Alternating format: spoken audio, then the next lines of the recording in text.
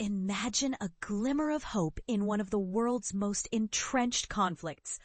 Former President Donald Trump is rallying Hamas to seize the moment and accelerate a potential peace deal for Gaza. But here's where it gets controversial. Is this bold push a genuine path to resolution? Or could it unravel under the weight of deep-seated mistrust?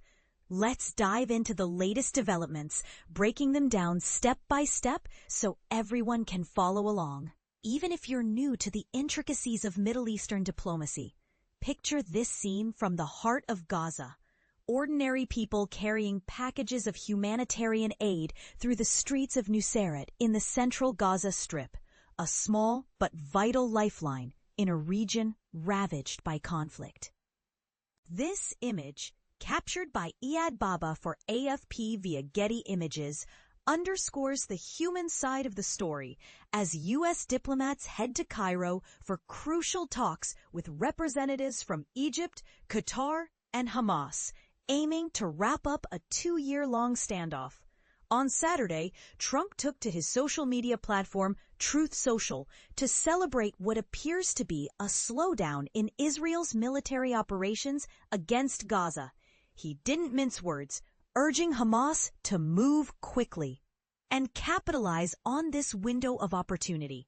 "I will not tolerate delay," he warned, adding that if a deal isn't reached swiftly, all bets will be off. It's a stern reminder that time is of the essence, and for beginners, think of it like a high-stakes negotiation where one side's hesitation could derail the entire process. Meanwhile, Israeli Prime Minister Benjamin Netanyahu expressed optimism on the same day, hoping Hamas would return all remaining hostages by October 13th, coinciding with the end of a significant Jewish holiday. This deadline adds another layer of urgency as it ties into religious and cultural timelines that could influence public sentiment.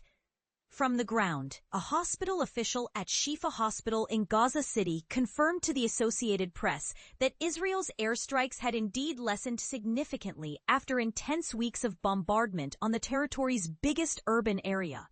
However, the director Mohammed Abu Selmiya reported that medical teams still documented at least 5 Palestinian deaths, and NPR's Anas Baba observed at least 3 airstrikes continuing into Saturday night. This highlights a key point most people miss. Even during a supposed lull, the threat of violence persists, making it hard for any peace efforts to gain full traction. Earlier this week, the White House rolled out a detailed 20-point peace proposal, which Hamas has partially endorsed. For those unfamiliar, these plans often outline steps like ceasefires, withdrawals, and exchanges. In this case, one immediate requirement is for Hamas to free all remaining hostages within 3 days of the plan kicking off. After Hamas publicly agreed to this, Trump stated on Friday that Israel must halt its bombing of Gaza right away to enable the group to meet that commitment. Under growing pressure from both international observers and domestic voices, Netanyahu broke from tradition by releasing a statement late on Friday during the Jewish Sabbath, pledging to align with Trump's blueprint to conclude the war. Israeli officials, speaking anonymously to NPR, revealed that the military has scaled back operations in Gaza to the bare minimum, focusing solely on defense. While troops will maintain a perimeter around Gaza City, this pause is designed to give Hamas space to track down the 48 hostages still unaccounted for, though estimates suggest fewer than half are alive. And this is the part most people miss.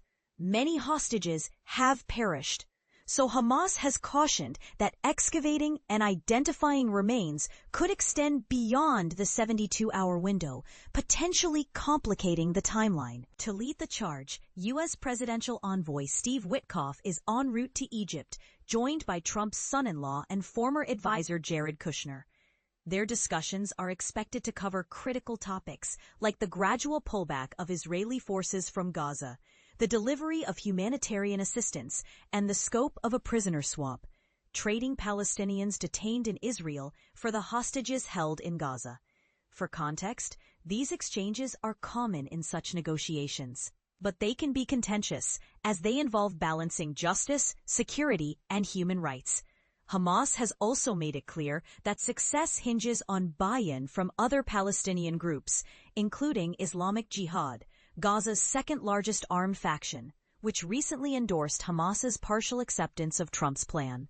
This unity is crucial, as fragmentation has often stalled past efforts. The stakes are high globally.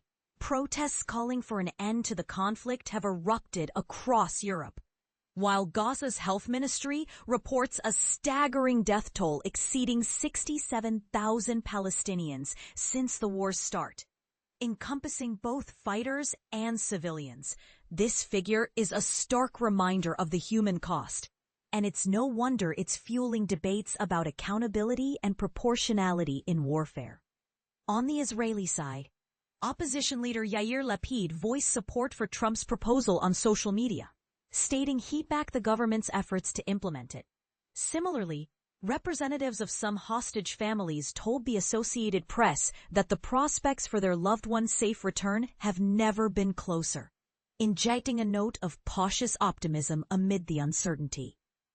NPR's Emily Feng contributed insights from Tel Aviv, while Anas Baba reported from Gaza, ensuring a balanced view from both perspectives. Now, here's where it gets really controversial. Trump's direct pressure on Hamas raises eyebrows. Is he playing peacemaker, or is this an attempt to dictate terms that favor U.S. interests? And with the death toll soaring, do you think a rushed agreement could truly bring lasting peace, or might it just paper over unresolved grievances? What about the ethical dilemmas of hostage exchanges and military withdrawals? Are they fair compromises, or do they reward aggression? We'd love to hear your thoughts. Do you agree with Trump's approach, or see it as flawed? Share your opinions in the comments below. Let's discuss.